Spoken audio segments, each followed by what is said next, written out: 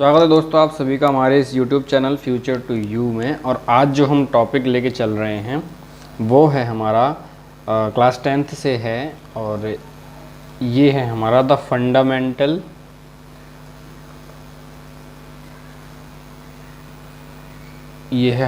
Fundamental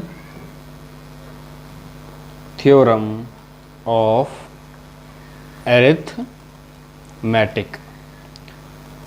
fundamental theorem of arithmetic. अब ये fundamental theorem of arithmetic क्या बोलता है, ये देखो। ये थ्योरम बोलता है कि every composite number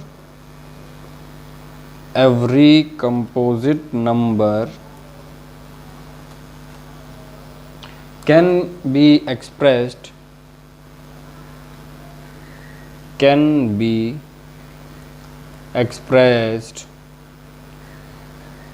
every composite number can be expressed or factorized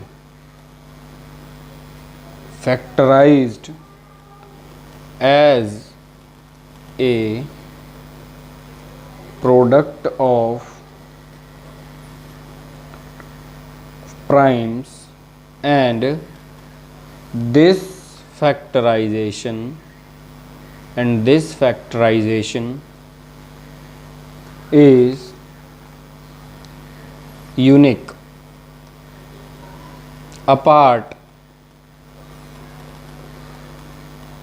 from the order in which the prime factors occurs,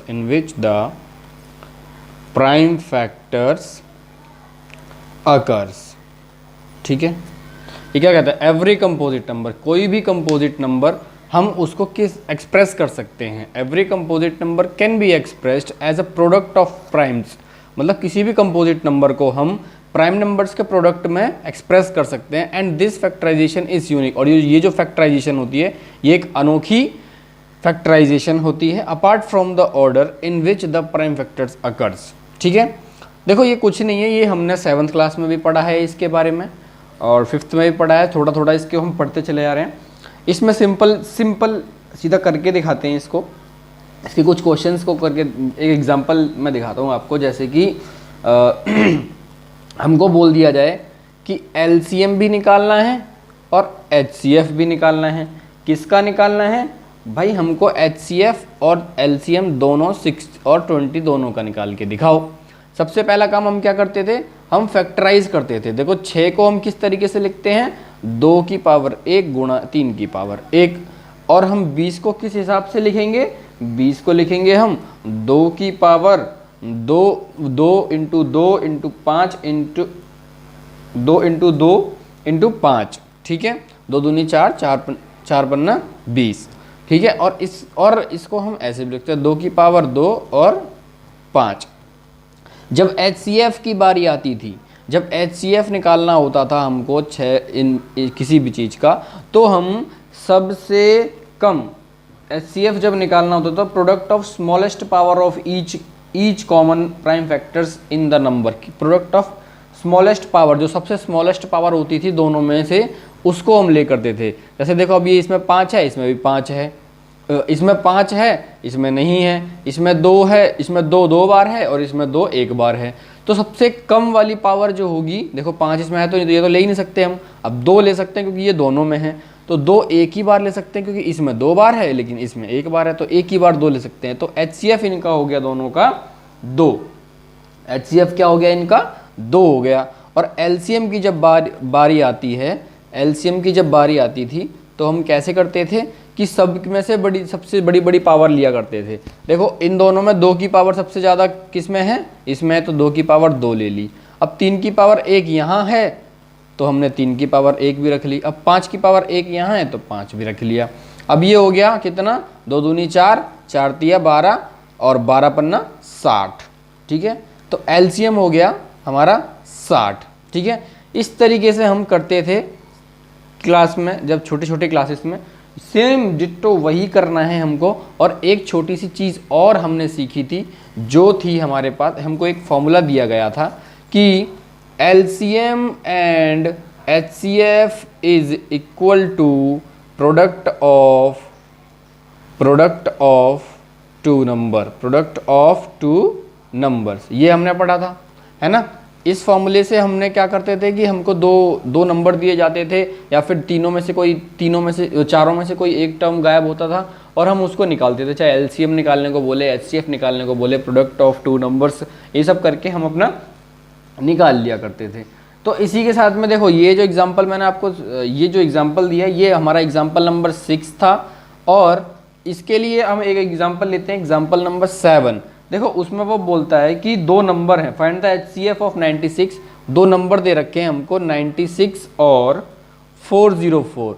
अब इन दोनों नंबर का HCF भी निकालना है और LCM भी निकालना है, ठीक है। LCM भी निकालना है और HCF भी निकालना है। तो देखो LCM और HCF दो तरीके से, एक तो इस तरीके से हम निकाल सकते हैं, ठीक है। एक और तरीका ये है कि मान लो इन दोनों में से हम किसी एक का HCF निकाल ले, इन दोनों का पहले HCF निकाल लेते हैं। HCF निकालने के लिए पहले 96 का हमें प्राइम फैक्टराइजेशन निकालना पड़ेगा। 96 का प्राइम फैक्टराइजेशन हमारा होता है 2 की पावर 5 और इंटू 3। सेम इसी तरीके से 404 का निकलेगा, 404 का 2 की पावर 2 इंटू 101 आएगा, 101 आएगा, ठीक है। अब देखो HCF जो इन दोनों का आ गया, HCF आ गया अब 96 और 404 का जो HCF आएगा, मैंने क्या कहा था, सबसे लोएस्ट पावर वाला लेना है। तो 2 की पावर 2 यहाँ है और 2 की पावर 5 यहाँ है, तो 5 तो लेंगे नहीं, क्योंकि जो सबसे हाईएस्ट जो पावर होती थी वो हम लिया करते थे किसमें, वो लिया करते थे हम LCM में। लेकिन जब HCF की बात आती है तो सबसे कम वाली पावर लेते हैं। तो सबसे कम वाली पावर हो गई 2 की पावर 2, लेकिन दोनों में होनी चाहिए, ठीक है। तो 2 की पावर 2 हमने रख ली। इसका HCF आ गया कितना, 4 आ गया। अब देखो HCF मिल गया, दो नंबर मिल गए, LCM निकाल सकते हैं। तो LCM को अब हम ऐसे लिख सकते हैं, देखो यहाँ से अगर हमें HCF निकालना हो तो HCF कहाँ चला जाएगा, यहाँ डिवाइड में आ जाएगा। तो product of two number, LCM निकालने के लिए product of two number 96 into 404 upon में, और HCF कितना है 4 से हमने किया, ये टोटल काट पीट के कितना आ गया हमारे पास 9696। देखो ये आ गया हमारे पास LCM, HCF भी निकल गया, LCM भी निकल गया, यही था इसमें। फिर एक और एग्जांपल है, मान लो ये तो हमने दो प्रोडक्ट ऑफ टू नंबर वाला दे दिया। अब ये जो फॉर्मूला है जो हमारा, क्या ये फॉर्मूला हमारा, उसमें ये फॉर्मूला जो हमारा है, ये जो फॉर्मूला है हमारा, क्या ये 3 नंबर के लिए कामयाब है? तो देखते हैं कि कामयाब है या नहीं है। वैसे तो नहीं है कामयाब, मैं आपको बता दूं सीधा कि देखो, जैसे बोल दिया जाए कि 6 का, 72 का और 120 का LCM भी निकालो, HCF भी निकालो, LCM और HCF दोनों निकालो। तो देखो 6 का, 72 का और LCM HCF सब निकालना है। देखो 6 का जो हमने पहले वो निकालेंगे तो 2 गुणा 3 होगा। 72 का जब निकालेंगे तो 2 की पावर 3 गुणा 3 की पावर 2 होगी। और इसी तरीके से 120 का जो होगा वो 2 की पावर 3 और 3 इंटू 5 होगा। अब इनका LCM निकाला जाए, सबसे पहले HCF निकाला जाए। तो HCF 6 का, 72 का और 120 का क्या होगा, 2 की पावर 1 इंटू 3 की power 1, that is 2 into 3, that is 6। तो इनका HCF क्या आ गया, 6 आ गया। LCM क्या होगा इनका, LCM जो होगा इनका 6 का, LCM 6 का, 72 का और 120 का जो LCM आएगा वो हमारा आएगा 2 की पावर 3, 3 की पावर 2 गुणा 5 की पावर 1, और ये टोटल आएगा हमारा 360। नोटिस, अब ये याद रखना कि कभी भी 3 नंबर प्रोडक्ट, कभी भी LCM इंटू HCF कभी भी प्रोडक्ट ऑफ 3 नंबर के बराबर नहीं होता। प्रोडक्ट ऑफ 3 नंबर्स के बराबर नहीं होता, ठीक है। ये चीज याद रखना। वो जो फॉर्मूला है वो सिर्फ प्रोडक्ट ऑफ टू नंबर्स के लिए लागू होता है। सेम अब हम आते हैं अपनी एक्सरसाइज की ओर। एक्सरसाइज में क्या है, देखो पहली एक्सरसाइज हमारी हमारी एक्सरसाइज है 1.2। पहली एक्सरसाइज में पहला एक पार्ट करता हूँ, वो एक्सरसाइज का पहले क्वेश्चन का पहला पार्ट करता हूँ। जैसे कि इसमें कह रहा है express each of the following as its prime factors, उसके प्राइम फैक्टर्स के फॉर्म में उसको एक्सप्रेस करके दिखाओ। जैसे 140 है, इसके प्राइम फैक्टर्स में हम कैसे निकाल सकते हैं, देखो इसको हमने ऐसे हम करते थे ना कुछ ऐसे, तो इसको ऐसे करते थे, तो ये हमारा 70, अब ये दोबारा किया तो ये हो गया 35, और अब ये देखो 3 से नहीं जाएगा, 5 से जाएगा, तो ये हो गया 7 और ये हो गया 7 1 जा 7। तो अब इसका हम प्राइम फैक्टराइजेशन कैसे लिखते हैं, कैसे लिखेंगे, 2 इंटू 2 इंटू 5 इंटू 7, ठीक है। तो ये हो गया 2 की पावर 2 इंटू 5 इंटू 7। ये हो गया फर्स्ट पार्ट, सेम डिटो इस तरीके से करना है।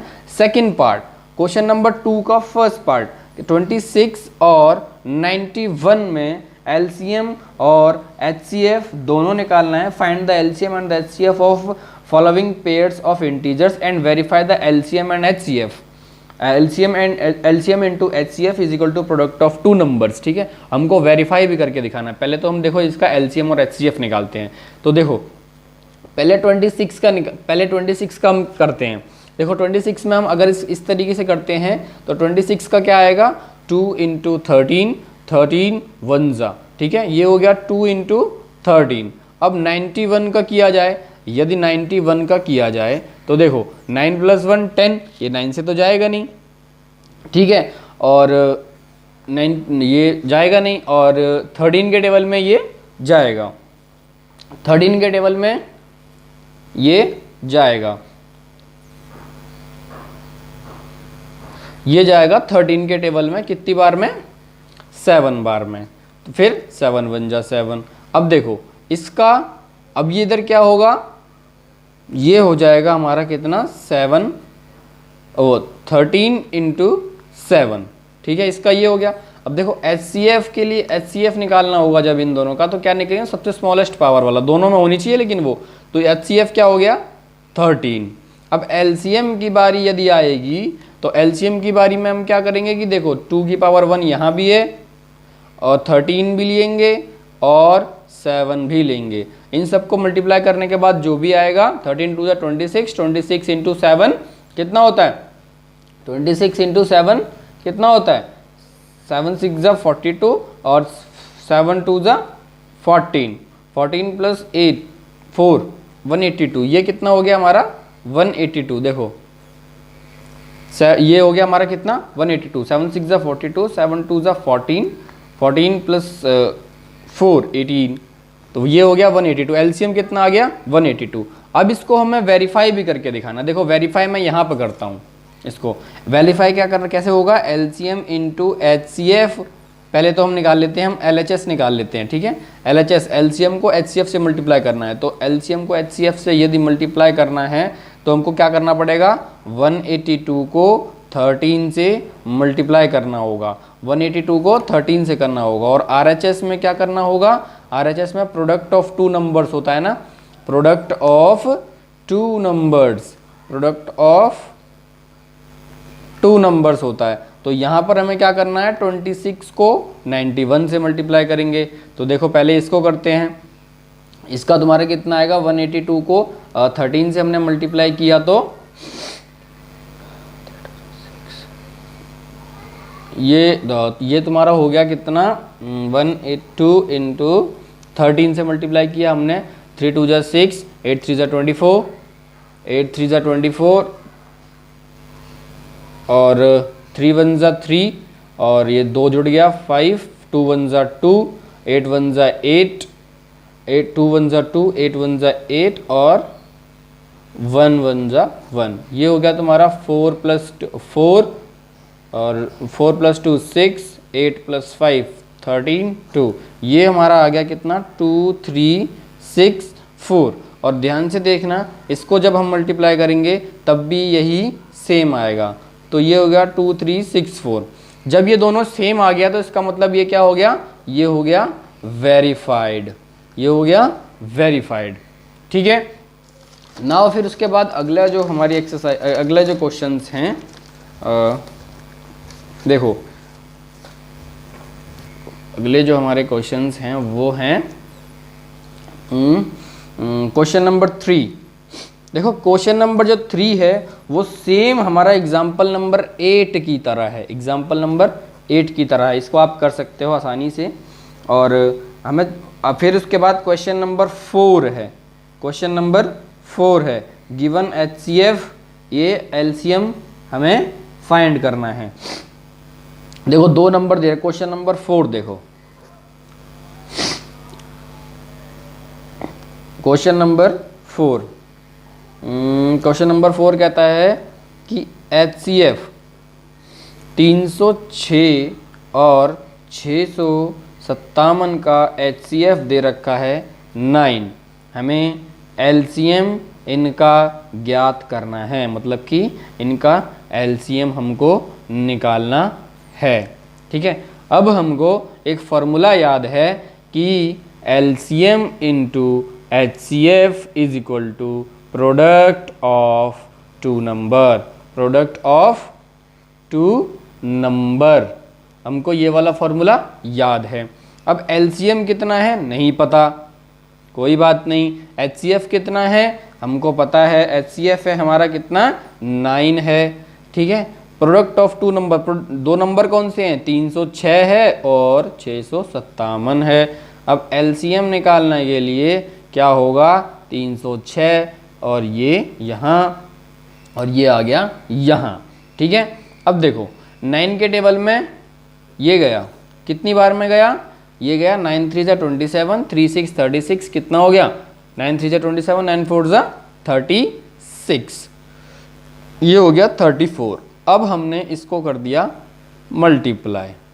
ठीक है, मल्टीप्लाई करने के बाद जो भी आंसर आएगा वो आप अपना यहाँ लिख सकते हो।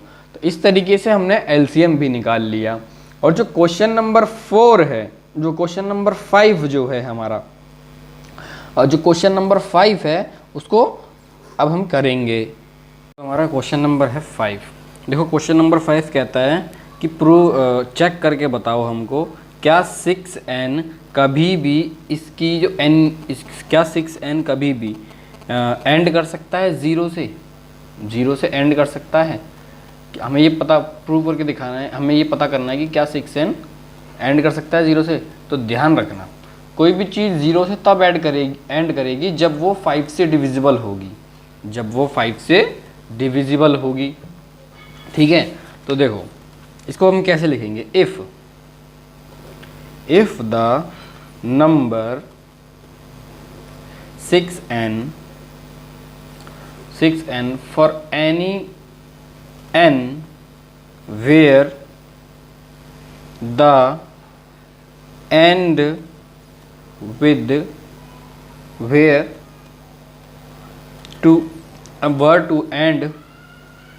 were to end with 0, then it would be divisible by 5। ठीक है, that is the prime factorization,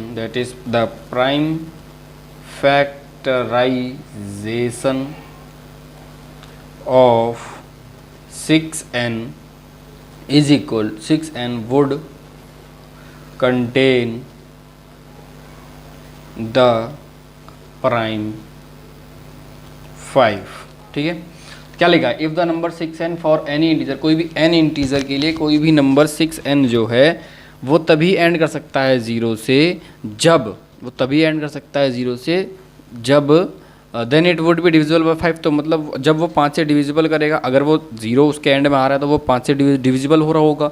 that is prime factorization of 6n would contain 5। मतलब कहने का अर्थ था कि 6n की प्राइम फैक्टराइजेशन है उसमें 5 होना चाहिए। अगर 5 होगा तभी तो कुछ होगा। तो देखो ध्यान से क्या, अब 6n को हम कैसे लिख सकते हैं, हम लिख सकते हैं 2 × 3n। ठीक है, तो 2 और 3 दोनों में से कोई भी 5 नहीं है, तो 2 और 3 दोनों में से कोई 5 नहीं है, तो ये नंबर 5 से ऐड, ये नंबर 0 से एंड कर भी नहीं सकता है। सो हम क्या लिखते हैं, therefore 6n cannot and with 0।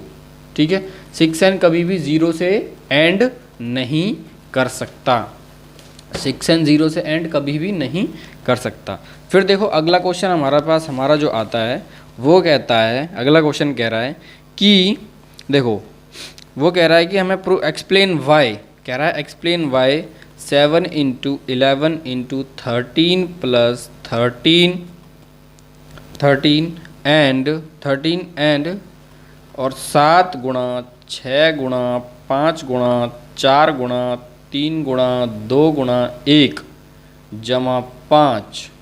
ठीक है, इसको एक बार फिर लिखता हूँ मैं, 7 गुणा 6 गुणा 7 6 5 4 3 2 1 जमा 5। ये दोनों कंपोजिट हैं, ये दोनों नंबर कंपोजिट हैं। वो प्रूव करके दिखाना है, हमको बताना है कि ये दोनों नंबर कंपोजिट क्यों हैं, ये दोनों नंबर कंपोजिट क्यों हैं। ठीक है, तो इसको प्रूव करने के लिए हम देखो क्या करते हैं कि देखो नंबर आर ऑफ दो तरह के नंबर होते हैं। देखो एक तो होता है कंपोजिट नंबर। अब कंपोजिट नंबर कौन से होते हैं, एक कंपोजिट होता है और एक होता है प्राइम। ठीक है, तो a prime number can B divisible bye 1 and only itself. जो प्राइम नंबर होता है वो खुद से और 1 से डिवाइड होता है सिर्फ। Whereas composite number have factors other than 1, लेकिन कंपोजिट नंबर के जो फैक्टर्स होते हैं वो 1 से भी बाकी होते हैं। तो देखो पहला वाला नंबर हम देखें तो 7 गुणा 11 गुणा 13 जमा 13 होगा। इसको हम कैसे ले सकते हैं, 13 कॉमन लिया तो 7 गुणा 11 जमा कितना हो गया, 7 गुणा 11 जमा 1 ये हो गया। ठीक है, तो कहने का अर्थात ये हो गया हमारे पास कितना, 13 और 11 7 77 जमा 1 ये हो गया 13 गुणा 78। ठीक है, 13 गुणा 78। तो हम 13 गुणा 78 को कैसे लिख सकते हैं, 13 गुणा 6। ठीक है, 78 को हमने 13 और 6 में कन्वर्ट कर लिया। तो क्या हो गया कि the given expression has 6 and 13 as its factors. अब जो ये जो एक्सप्रेशन ये जो आई है, ये वाली जो एक्सप्रेशन है, इसके फैक्टर्स क्या हैं, 6 है और 13 है। इसके फैक्टर क्या हैं, इसके फैक्टर हैं हमारे पास 6 और 13। 6 और 13 तो मतलब ये क्या है, ये तो प्राइम नंबर तो है नहीं 6 और 13, 13 प्राइम है लेकिन 6 तो नहीं है ना, इसके फैक्टर्स तो है नहीं। तो क्या है, ये तो नंबर अपने आप साफ इससे दिख गया हमको कि देखो 1 और इटसेल्फ होने चाहिए। तो 6 का तो देखो 2 भी होता है 3 भी होता है, तो 1 एंड इटसेल्फ तो हुआ नहीं, तो ये तो हो गया कंपोजिट नंबर। फिर देखते हैं हम दूसरी वाली अपनी इक्वेशन देखते हैं। ये हो गई हमारी 7 6 5 4 3 2 1 जमा 5। ठीक है, इसमें से भी हमने 5 कॉमन लिया, 5 कॉमन लिया तो ये हो गया 7 गुणा 6 गुणा 5 गुणा 7 गुणा 6 गुणा 4 गुणा 3 गुणा 2 गुणा 1 जमा 1। ठीक है, अब ये हमारा आएगा कितना, ये हमारा आ गया 1008 जमा 1। ठीक है, अब ये 5 गुणा 1009 हो गया। देखो 1009 can not be factorised further. जो 1009 है इसको हम आगे फैक्टराइज नहीं कर सकते। Therefore the given expression 5 and 1009 are its factor.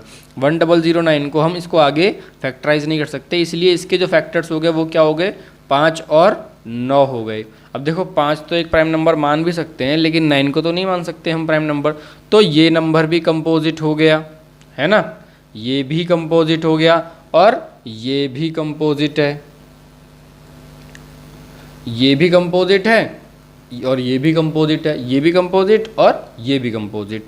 तो क्या हो गया कि ये दोनों नंबर कंपोजिट हैं, ये हमने प्रूव करके दिखा दिया। फिर अगला क्वेश्चन जो हमारा आता है, अगला क्वेश्चन है क्वेश्चन नंबर 7। अगला क्वेश्चन है हमारा क्वेश्चन नंबर हमारा अगला क्वेश्चन है क्वेश्चन नंबर 7। देखो क्वेश्चन नंबर 7 क्या कहता है, there is a circular path, एक सर्कुलर पाथ है स्पोर्ट फील्ड का। सोनिया जो है उसके चक्कर काटने में 18 मिनट लेती है और रवि जो है वो 12 मिनट लेता है। और मान लो दोनों के दोनों एक ही समय एक ही पॉइंट से स्टार्ट करते हैं, तो हमको ये बताओ कि वही जो स्टार्टिंग पॉइंट वाला जो स्टार्टिंग पॉइंट पर वो दोनों कब मीट करेंगे। ठीक है, तो हमें साफ दिख रहा है कि देखो सोनिया तो ले रही है कितने मिनट, सोनिया ले रही है 18 मिनट, और ये जो हमारे रवि हैं, रवि ले रहे हैं कितनी मिनट, रवि ले रहे हैं 12 मिनट। साफ दिख रहा है हमको कि सोनिया जो है वो ज़्यादा टाइम ले रही है किससे, रवि से। सोनिया रवि से ज़्यादा टाइम ले रही है, और सोनिया रवि से ज़्यादा टाइम ले रही है, तो अब जब ये मीट करेगी, मीट करने के लिए इनका हम एलसीएम निकालेंगे। तो एलसीएम निकालेंगे, एलसीएम ऑफ 18 एंड 12, 18 और 12 का एलसीएम निकालेंगे। तो देखो एलसीएम कैसे निकलेगा, अब 18 का होता है 2 गुणा 3, और 18 का हो गया 2 गुणा 3, और हमारा 12 का जो है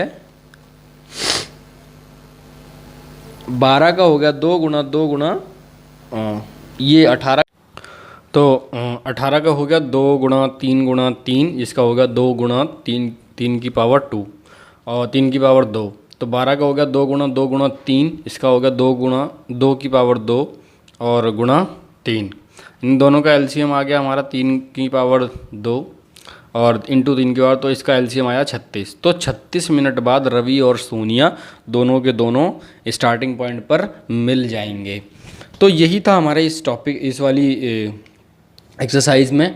और तब तक के लिए धन्यवाद, मिलते हैं अपनी अगली एक्सरसाइज के साथ में, और इसको ढंग से पढ़ें अच्छे से, और जो भी इसका रिस्पॉन्स है वो मेरे को कमेंट बॉक्स में ज़रूर बताएं। धन्यवाद।